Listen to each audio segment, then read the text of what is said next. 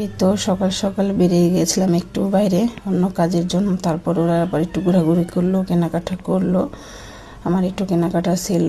তারপর করতে করতে প্রায় দুপুরই হয়ে গেল। ভাবলাম ইফতারির জন্য কি করা যায়, যে একটু মজাদার খাবার করি, সাথে পেটটাও ভারী খাবার হবে, সাথে বাচ্চাদেরও মজা পাবে খেয়ে।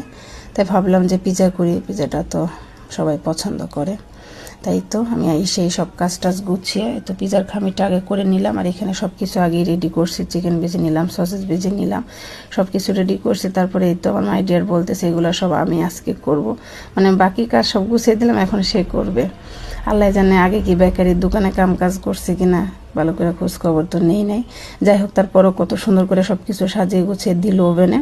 ও আবার একটু সবজিটা বেশি পছন্দ করে, চিজ টিজ এত খাইতে চায় না, খালি আমাদের জন্য খাই। তারপরও সব কিছু দিয়ে টিয়ে যে ওভেনে দিয়ে দিল। তারপরে যে আমাদের পিৎজা হয়ে গেল ইফতারের কিছুক্ষণ আগেই।